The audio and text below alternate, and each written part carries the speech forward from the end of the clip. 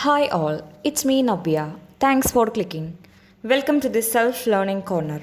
If you are trying to crack UGC NET or if you're learning some commerce related stuff, then you are at the right place. Then don't worry about the journey because we can go together and learn together. Practicing MCQs is a great method for understanding a concept with deeper knowledge. And also, it is really helpful to crack any competitive exams. I cracked UGC NET in the June session last year. I can tell you that you can also clear the NET exam if you are willing to give some time for learning the right stuff. If you want to know more about the NET exam or its previous year questions related queries or doubts regarding the commerce stuff, and if you are interested in videos like this, then please subscribe to this channel. If you have any queries and suggestions, let me know in the comments. So let's begin the main part of this session, MCQs. Mainly previous year MCQs. Today here I am taking some previous year MCQs from the topic business finance. And also I took these questions from UGC NET 2022. So here is the first question. As per which one of the following approaches, a firm finances a part of its permanent working capital with short-term financing?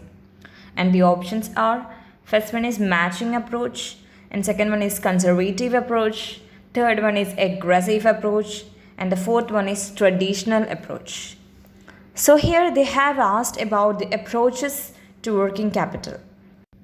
Let's dive into the options in more detail. First one is matching approach. What do you mean by that?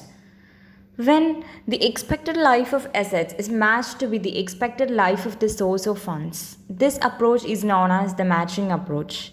In this approach, short-term financing is used for short-term assets, while long-term financing is used for long-term assets.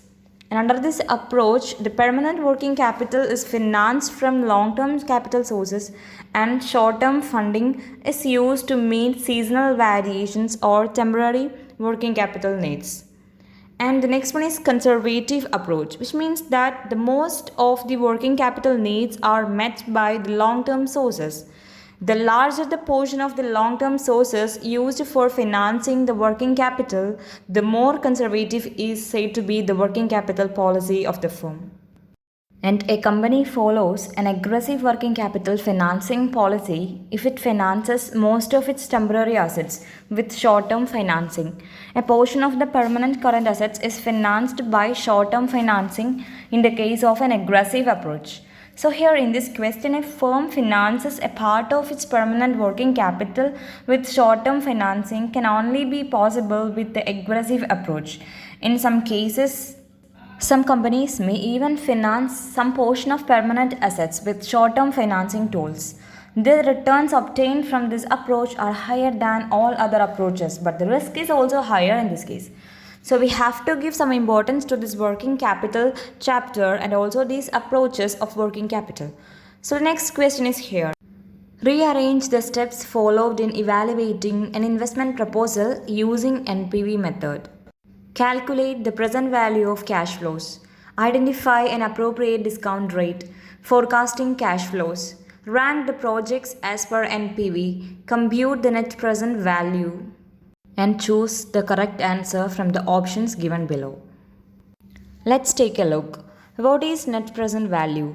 Net present value is the difference between the present value of your cash inflows and the present value of your cash outflows over a given period. It is used in investment planning and capital budgeting to measure the profitability of projects or investments or similar to accounting rate of return. What are the steps to calculate NPV? To calculate NPV, you need to estimate the timing and amount of future cash flows and pick a discount rate equal to the minimum acceptable rate of return. Then calculate the present value of cash flows and compute the net present value and rank the projects as per NPV. In order to arrive the project selection decision, what the criteria is that accept the project if NPV is greater than 0 and reject the project is NPV is less than 0. While comparing two projects, always select the project with a higher NPV. So here the correct answer is option number 3, that is CBAED. Thanks for watching this video. If you haven't subscribed yet, please do subscribe to this channel.